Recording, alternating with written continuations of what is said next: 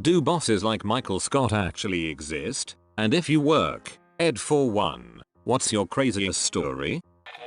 I had a boss once who spent all morning locked in his office. He asked me to come in after lunch where he showed me a handmade graph. He then proceeded to explain that this was a chart of all the X he had ever had in his life. See, here it is blank until I joined the army. Then I went to a hooker here. Then they sent me to Vietnam where hookers only charge $2 per time. That's where you see the big jump. I was on 2 tours, but then got shot in the face. I came back home and you see how it just drops to almost nothing. I was astounded. What the frickle mayo? Some people just lose it. Was it actually true? If so, I'm real curious how he survived getting shot in the face. My boss is certainly Michael Scott-esque. When I first started I was essentially Pam as well since I was both receptionist and his assistant to some extent. My favorite story was back when we were prepping for a conference. Some context. He's terrible with the English language in general and will mangle phrases and descriptions to no end. How the turntables. So on a group call he kept talking about wanting a golden hamster ball to do giveaways with. Was raving about how great it would be spinning around while people walked by. All the while everyone on the call was just sitting in confused silence. However, by that point, I had become so good at decoding his nonsense that I knew he was referring to a gold raffle cage and sent him image privately asking if it's what he was thinking. To this day he still talks about the fact I can read his mind and must be psychic. And he still refers to it as a hamster ball. All in all he's a pretty nice guy and a solid boss. Hired me based on a gut feeling and has been decent to me ever since. I think I knew it would be a good fit when during the interview he tried to tell me about the 4 pillars of the company and forgot one. Told me later it was knowledge. I think I knew it would be a good fit when during the interview he tried to tell me about the 4 pillars of the company and forgot one. Told me later it was knowledge. This is Michael Scott level perfection. LOL. He wanted a pomegranate for lunch and they were out of season. But that didn't stop him from sending me on a quest to every grocery store in town in search of a pomegranate. Multiple produce guys laughed at me, but that was the easiest $13 HR I've ever made. Shoulder just called around and went to lunch, then come back hours later saying you had driven to those locations to check. That's using time well. This is a paradox. I used Michael Scott as a reference point for an old boss of mine from the moment I started working there. He made Chewbacca noises on the regular. Because one of my co-workers' name sort of vaguely sounded like Chewbacca, it didn't. Used voice to text extremely loudly in his office for no reason to send really personal messages. Got really excited and wore a specific vest anytime we had after work outings scheduled. Shouted the same like 7 references to old movies and extremely awkward hip hop song quotes 100 times a day, and insisted on greeting all our international co-workers very loudly in their language. They all speak perfect English, of course, looking around for approval afterward, and then fully giggling at everyone's French accents on conference calls. He also told me a lot about an improv show he did for a full year after it happened. That said, he had all the good parts too. He never hesitated go to the mat for any of us whether we deserved it or not. He gave really sage business advice and great examples of how to face challenges out of absolutely nowhere. And he came to every community play I did in the 4 years I worked for him, and told everyone else in the office how good I was in it for the following month and chastised them for not coming. When things really got serious or bad in my life, he couldn't have been more kind, helpful, and supportive. Honestly, probably the best boss I'll ever have. That's the most Scott-like boss I've seen yet. That thing about the voice to text is hilarious. Please reminds, son, he has appointment for acne issue tomorrow at 1 o'clock period. He needs to be ready at noon period.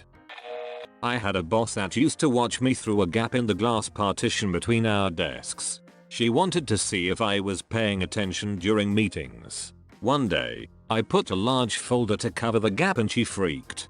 I still laugh when I think about it. This sounds way more like Dwight, but still hilarious.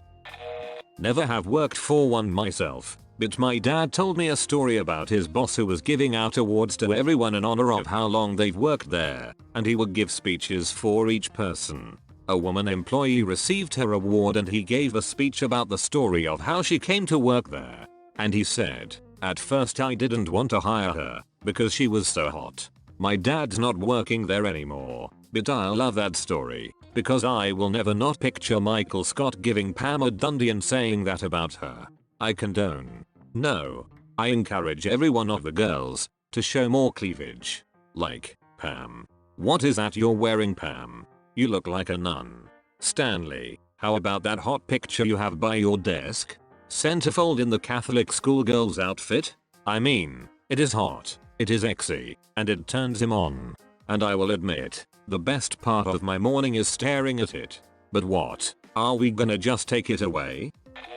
My ass boss insisted his daughters be flower girls in my wedding.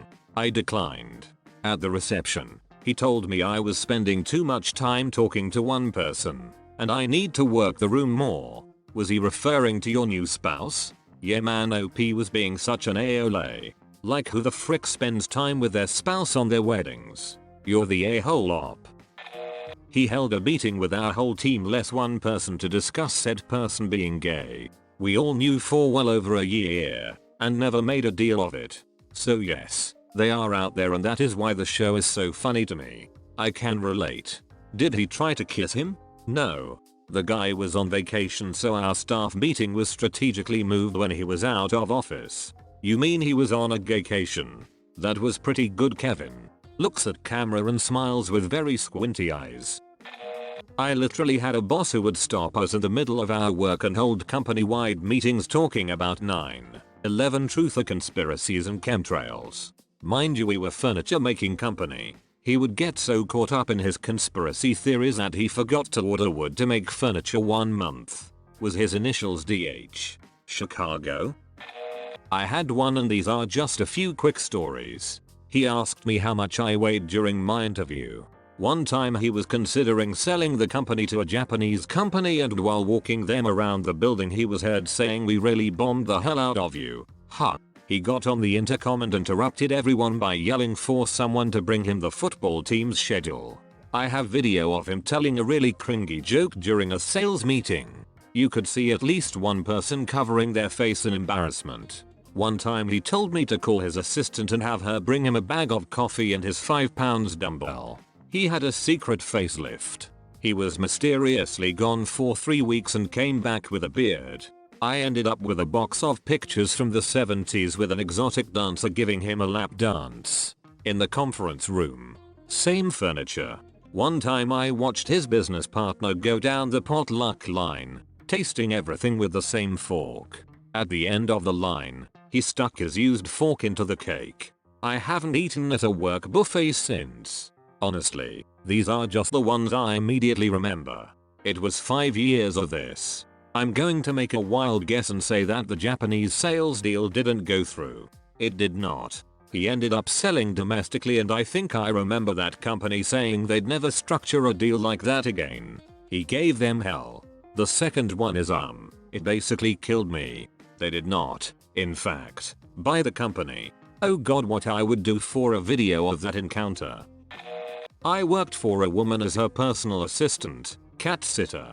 She was super rich and off the deep end nuts. She had me order a mannequin online, and then paid me to take one of the mannequin legs to Nordstrom to try and see what suitcase I could buy that would fit the dismembered mannequin body, because she wanted to fly with the mannequin to Pittsburgh to display as her daughter, dressed in her daughter's clothes, at that daughter's graduation celebration. Buying the mannequin was a whole thing too. She kept trying to get me to order from adult doll websites, because she didn't get it. Lmao. Whoa, this is less Michael Scott and more clinically insane. I want to hear more. Less Michael Scott, more Robert California. My boss used to carry around a backpack full of hammers and if you fell asleep at your desk he started banging a hammer on your desk until you woke up and then he would autograph the hammer and give it to you as a gift. To be fair to your boss, is falling asleep at work common? I'd do it once for a free hammer. I'd do it so I could pop up halfway through and scare the sweet Jesus out of him. Gets hit by a hammer. Getting hammered on the clock. Nice. Worked with a genuine Michael Scott. That is a nice, well-meaning person who just did some absurd things. We had kidnapping drills one day, where we learned how to not be kidnapped. Notably, this was a regular, boring office in a regular, boring suburb. No reason why kidnapping would be on anybody's radar. He and several of the guys randomly broke out into a push-up contest. Again. White collar office. Middle-aged dudes in khakis. Couldn't remember the nationality of our Hispanic colleague. Tried to learn Spanish to make her feel special when she returned from maternity leave. 1. What he learned was not Spanish. And 2. She was from Portugal. She knew like 5 words of Spanish. Disappeared for 4 days. No call. No email. Wouldn't respond to any of our attempts to reach him.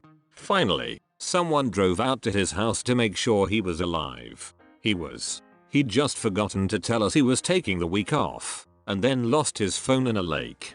There were many moments like these. Great boss.